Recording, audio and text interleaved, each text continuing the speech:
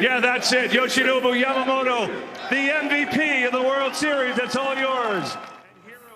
Yeah, Yoshinobu Yamamoto, who was automatic. He was insane. He's the World Series MVP for his dominant performance in the Fall Classic, including a scoreless relief appearance in Game 7 just after he started Game 6.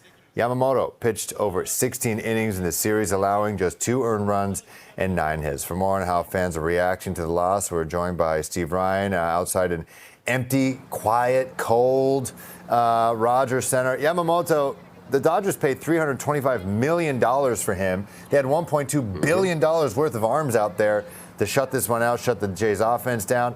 You know, is that the next step? You know, Mark Shapiro, Ross Atkins, obviously they're in there. They deserve a lot of credit for getting to this point. How do they build on it so they can come back? Because right now, there's a boatload of teams who have, according to ESPN, better odds to go to the World Series next year. Well, let's talk about Yamamoto. Arms like that are so rare. No. Not only has he got a bionic arm, but it's also a rubber arm. He threw just under 100 pitches just a few days ago, and he was back throwing again last night. He throws as many complete games as anybody I can ever remember. So he's not only a superstar pitcher, he's got an arm that is almost one that is not like the norm. Most arms are I wouldn't use the word baby, but that's the best word I can come up with right now, but they're taken care of, right? Somebody throws and they rest and they have a day off and they have practice pitching. This guy's like a machine. He just threw and threw and threw, and there was no let up in his accuracy nor in his velocity. So I think he is almost a once-in-a-lifetime guy, just like Ohtani is when it comes to the rarity of having so much skill. So $300 million for that guy, and I guess it was worth it because he won the MVP. He certainly was able to close things out for the Dodgers when need be. So he's not just a starting pitcher, he became a closer as well. That's quite a feat.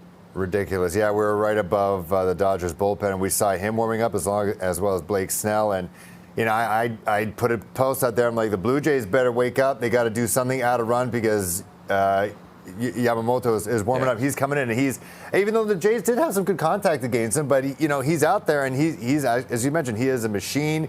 He's got a rubber arm. He deserves the MVP. He completely took control of any time that he was on the mound. It was his world. We were just living in it. You know, how did you watch the game? How are you going to remember this team, this run? I watched the game at home with my son last night, and I will remember all of the oddities that happened in this entire series. The 2 home runs with 3 pitchers, the ball getting lodged underneath the fence, rookie pitcher having the record amount of strikeouts with 12 strikeouts, the first Mexican-born player to hit a home run, that being Kirk, the 18-inning ball game. There was so much in the series. You really couldn't make this up if you tried to draft out a script for a very Hollywood-like story. Now, back to the Jays' lack of runs yesterday. They left 14 guys on base. I checked before we went on air. The average Major League team leaves 6.5 runners per game. So they doubled that and more. It's equivalent to just about, what, four and a bit bases loaded situations. So when you do that and you've got a pitching staff like the Dodgers have, and you don't score when those runners are out there, that's sometimes what happens, and that's what the baseball gods make happen at times as well. Here's reaction from the fans who spoke after last night's devastating loss. Let's listen. You know what? We played better in the end, and we brought a lot of people together, so I'm still proud of us.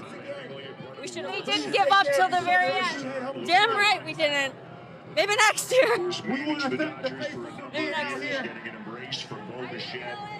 It's tough. I can't express what I'm feeling. I feel like the boys gave an amazing game.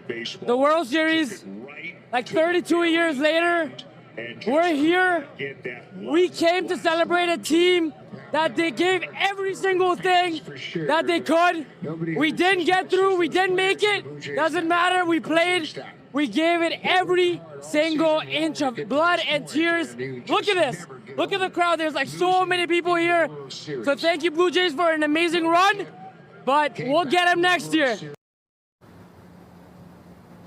The sound of the bat last night in that extra innings when Ernie hit that ball out to deep center field, I thought for a moment there that actually was going to be a grand slam, a home run. And what a catch by Pajes. I mean, he got back. They were playing so far in, and he got back to the track and caught that ball last night to end the game. So. Well, I thought that was going to be an iconic moment. Ernie Clement has been a revelation. Yeah, Either he tied or he surpassed the amount of hits in the postseason by Randy Arozarena. And, you can't even find his jersey anywhere because I've been trying to buy one. And he is just so easy to like it. I thought that was going to be his moment. Yeah, the two outfielders collide, drop the ball. Didn't happen. We'll talk about it in 3 months' time when they're back, pitchers and catchers in Dunedin. We will chat soon. Maybe they'll send us, Steve. Talk later.